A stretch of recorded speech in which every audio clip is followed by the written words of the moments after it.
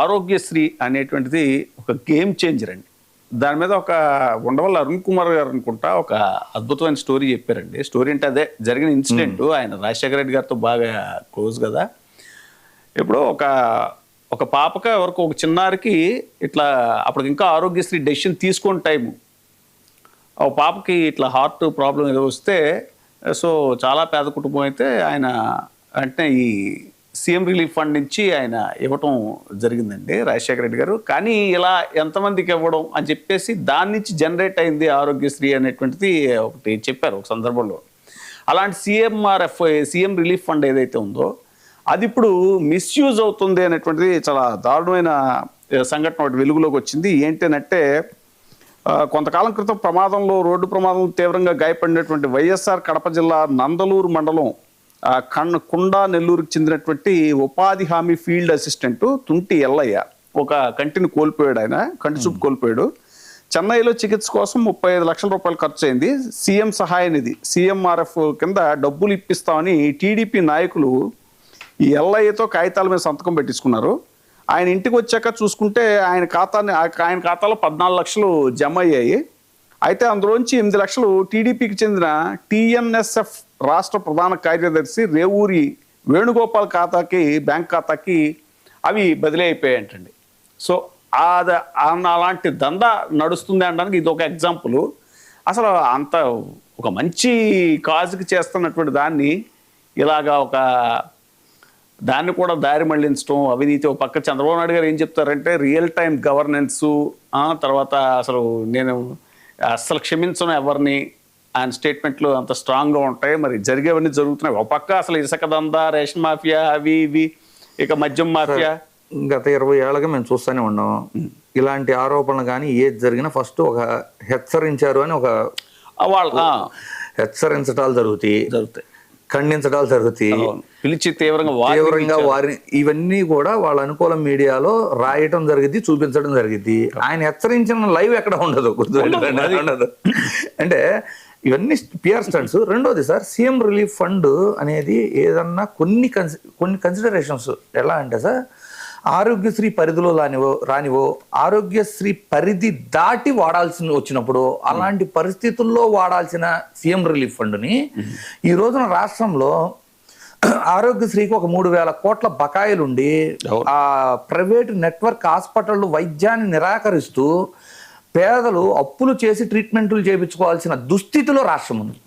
చాలా worst part sir. ఎందుకంటే ఇప్పుడు అధికారంలో ఎవరుండారు, పార్టీలు ఎన్ని పక్కన పెడితే విద్య, వైద్యం ఈ రెండు బేసికలీ, ఆ నెక్స్ట్ శాంతి భద్రతలు, ఈ 3 అనేది ప్రాథమికంగా వీటిని అరేంజ్ చేసిన తర్వాత ఏదైనా చేసుకుంటుంది. సంక్షేమ పథకాలు అవ్వచ్చు, డెవలప్మెంట్ అనొచ్చు, ఇన్ఫ్రా అవ్వచ్చు.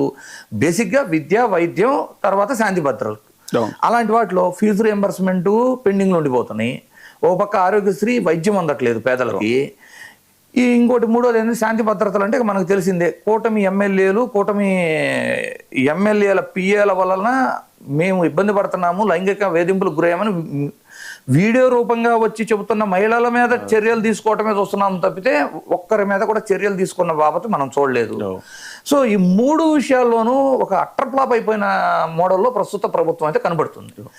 ఈ పర్టికులర్గా ఈ సీఎం రిలీఫ్ ఫండ్ చూడండి, మీకు ఆరోగ్యశ్రీ సక్రమంగా నడిస్తే గతంలో జగన్మోహన్ రెడ్డి గారు 25 లక్షల వరకు దాని పరిమితిని పెంచారు. చాలా వాటిని మళ్ళీ ప్రొసీజర్స్ తీసుకొచ్చారు. ఇప్పుడు ఈ 25 లక్షల పరిధిని ఉందో లేదో నాకైతే కరెక్ట్గా తెలియదు సార్, తగ్గించారు అనుకుంటా.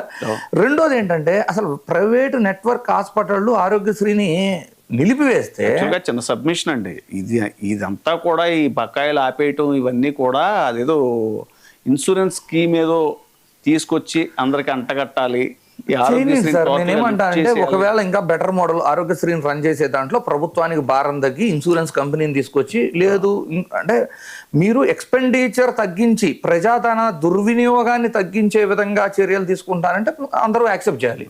కాదు, ఈ రోజున సంవత్సరానికి 3,000 కోట్లు ఆరోగ్యశ్రీకి బడ్జెట్ కేటాయించాల్సి వస్తుంది, మేము ఇన్సూరెన్స్ కంపెనీని తెస్తాం, దానికి 6,000 కోట్లు ఇస్తామంటే మాత్రం అది రాంగ్ కదా. ప్రొసీజర్ ఇంప్రూవ్ చేస్తాము, ఇంకేం చెబుతారు, దాంట్లో ఏఐని ఇంక్లూడ్ చేసేస్తాం, ఏఐ డాక్టర్లు వచ్చేస్తారు, మీకు రోగాలే రావు అంటే దోమలు కూడా గాల్లో కనిపెట్టేస్తాము, ఈ విధమైన స్టేట్మెంట్స్. అంటే ప్రజలకి ప్రాథమిక వైద్యం కూడా అందని పరిస్థితుల్లో రాష్ట్రం ఉన్నప్పుడు ఈ సీఎం రిలీఫ్ ఫండ్కి ప్రతి ఒక్కళ్ళు పరిగెత్తాల్సి వస్తారు. ఇప్పుడు ఏమైతే ఆరోగ్యశ్రీ లేదు, అప్పులు చేసి ట్రీట్మెంట్ చేయించుకున్న తర్వాత ఆ సీఎం రిలీఫ్ ఫండ్ కోసం వెళ్తే దాంట్లో పూర్తిగా శాంక్షన్ అవ్వదు. మళ్ళీ ఆ శాంక్షన్లో కూడా ఇలాంటి వాడు దోచుకుంటా ఉంటే ఇంకా పేద ప్రజల పరిస్థితి ఏంటి? చాలా దుర్మార్గమైన అంశం. కాకపోతే ఇప్పుడు గుర్తుపెట్టుకోండి, దీన్ని చివరికి ఏం చెప్తారు తెలుసా? ఆ నాయకుడు ఒక 8 లక్షలు ముందే ఇచ్చి వైద్యం చేయించేటప్పుడు సహాయం చేశాడు కాబట్టి డబ్బులు రాగానే 8 లక్షలు ఆయన తీసుకున్నాడు అని చెబుతారు. మీరు ఇందాక ఆఫ్ ద రికార్డ్ ఒక మాట అన్నారు, అసలు ఈ సీఎం రిలీఫ్ ఫండ్ చెక్కులు కూడా ఎక్కడ ఇస్తున్నారు అని అంటే, సార్ అసలు కలెక్టరేట్ ఆఫీసులోనూ ప్రభుత్వ కార్యాలయాల్లో జరగాల్సిన ప్రోగ్రామ్స్ పబ్లిక్గా పేపర్లో సీఎం రిలీఫ్ ఫండ్లు నాయకులు, రాజకీయ పార్టీ నాయకులు ఇస్తున్నారు. అసలు ఇది కరెక్ట్ ప్రొసీజర్ కాదు కదా. వ్యవస్థలు మాకు కావాల్సిన విధంగా నడవాల్సిందే అని హుకుం జారీ చేసి నడిపిస్తున్నట్టు క్లియర్గా అర్థమైపోతుంది. సార్ వైద్యం అనేది అటకెక్కింది, ప్రజా వైద్యం అటకెక్కింది, ప్రజా వైద్యం, ప్రజా విద్య కూడా. ఎందుకంటే ఫీజు రియంబర్స్మెంట్ లేదు, మెడికల్ కాలేజీలు ప్రైవేటైజేషన్. సార్ అసలు ఎలా ఉందంటే ఇంగ్లీష్ మీడియం చదివితే మీరు జీవోలు చదివి మీకు అన్ని తెలిసిపోతాయనే భయంతో ఇంగ్లీష్ మీడియాన్ని ఎత్తేసినట్లు కనపడింది నాకైతే. లేకపోతే వాళ్ళ పిల్లలందరినీ ఇంగ్లీష్ మీడియంలో చదివించుకుంటూ పేద పిల్లలు మాత్రం ఇంగ్లీష్ చదవకూడదు అంటే జీవోల్లో ఏముండే, గతంలో ఏం చెప్పాము అంటే. నేను రీసెంట్గా ఒకసారి చూసా సార్, వైజాగ్ సమ్మిట్, వైజాగ్లో ఒక సదస్సు నిర్వహించారు వీళ్ళు, ఇన్వెస్ట్మెంట్స్ బేస్డ్. అక్కడ ఒక ఇండస్ట్రియలిస్ట్ వచ్చి జగన్ గారి హయాంలోనే మేము ఇక్కడ ఎన్ని స్టార్ట్ చేసామని ఇంగ్లీష్లో చెబుతున్నారు. వీళ్ళు పత్రికలో వేరే విధంగా గిర్ర చేస్తారు. ఎందుకు? ప్రజలకి, పేదలకి ఇంగ్లీష్ అర్థం కాకూడదు, ఇంగ్లీష్ చదవటం రాకూడదు. ఈ రెండు రాకపోతే మన పత్రికల్లో రాసిందే ప్రజలకు అర్థం అవ్వాలి, మనం చెప్పిందే నిజం అవ్వాలి.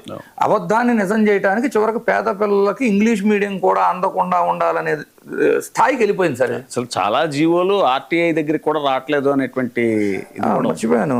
మనము ఫస్ట్ స్టార్ట్ చేసిన అదే టాపిక్ ఏదైతే ఉందో, మీరు ఆర్టీఐలో ఇన్ఫర్మేషన్ అడిగినా కూడా ఇవ్వట్లేదు కదా సార్ వీళ్ళు. అదే అశోక్ గారు, ఇప్పుడు అశోక్ గారు చెప్పండి. ఇదే ఈ సిఎంఆర్ఎఫ్ చెక్కులు పంపిణీ కానీ, ఆసుపత్రులకి లెటర్ ఆఫ్ క్రెడిట్ ఎల్ఓసి జారీ, అలాగే బిల్లుల చెల్లింపుల్లో కూడా భారీగా అక్రమాలకు పాల్పడుతున్నట్టుగా ఇప్పుడు చూస్తున్నాం. ఇవి చాలా దారుణం. అతను ఆ వేణుగోపాల్ అనే అతను మన చంద్రబాబు గారితో, లోకేష్ గారితో ఆయన ఫోటోలు కూడా డిస్ప్లే అవుతున్నాయి.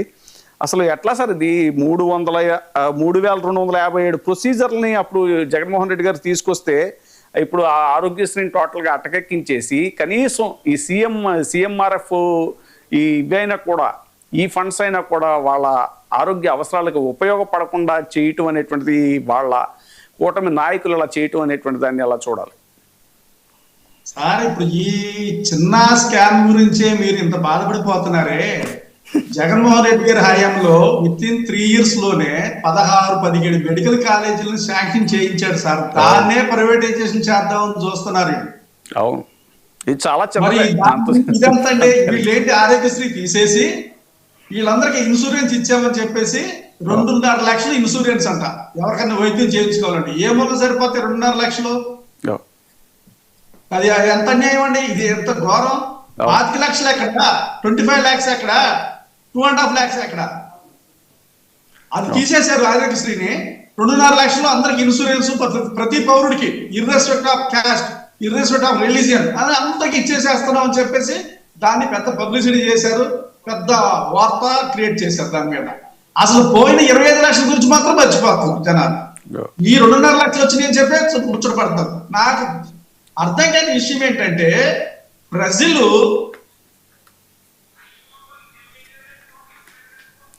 అశోక్ గారు సార్ మాకు పవర్ కట్ అయింది, ప్రాబ్లం లేదా? ఓకే మాట్లాడండి సార్, పర్లేదు, వాయిస్ ఇవ్వండి. ఇప్పుడు ఈ విధంగా 25 లక్షలు తీసేసి 2.5 లక్షలు ఇస్తే ప్రజలకి ఏమో అర్థం కావట్లేదు. అందరికి ఇన్సూరెన్స్ ఇచ్చారు, హెల్త్ ఇష్యూ అని చెప్తున్నారే. అసలు అక్కడ ఉన్న మెడికల్ కాలేజీలన్నీ వస్తే ఈ ప్రాబ్లమ్స్ ఏ ఉండవండి. దీనికి పర్మనెంట్ సొల్యూషన్ చూసిన వ్యక్తి ఎవరైనా ఉన్నారంటే జగన్మోహన్ రెడ్డి గారు. హెల్త్ ఇష్యూస్ లో ఈ రాష్ట్రానికి పర్మనెంట్ సొల్యూషన్ ఇచ్చారు, 17 మెడికల్ కాలేజీ తీసుకొచ్చి. అశోక్ గారు ఒక్కసారి టైం అయిపోయింది, కంక్లూడ్ చేసి. ఇప్పుడు తిలక్ గారు పిల్లేశారు, తర్వాత ఆర్టీఐ ద్వారా కొన్ని అక్కడ ఏవైతే సాక్ష్యాలు సేకరించారో క్లోజర్ ఆఫ్ రిపోర్ట్స్ ఏ రిపోర్ట్స్ ఉన్నాయని ఆర్టీఐ ద్వారా అడిగితే ఆయనకు వస్తున్న సమాధానం ఏంటంటే మీరు థర్డ్ పార్టీ కాబట్టి మీకు ఎలాంటి డాక్యుమెంట్స్ ఇవ్వబడవు అని చెబుతున్నారు, రిపోర్ట్స్ కానీ డాక్యుమెంట్స్ కానీ. అసలు పిల్ అంటే పబ్లిక్ ఇంట్రెస్ట్ లిటిగేషన్ అంటే అతను థర్డ్ పార్టీ ఎలా అవుతాడు? అసలు ఆ కేసే పబ్లిక్ ప్రయోజనాల కోసం వేసినప్పుడు ఆన్ బిహాఫ్ ఆఫ్ పబ్లిక్ ఇవ్వాలి కదా. మరి ఎందుకు ఇంత దుర్మార్గంగా ఆర్టీఐ కూడా వ్యవహరిస్తుంది?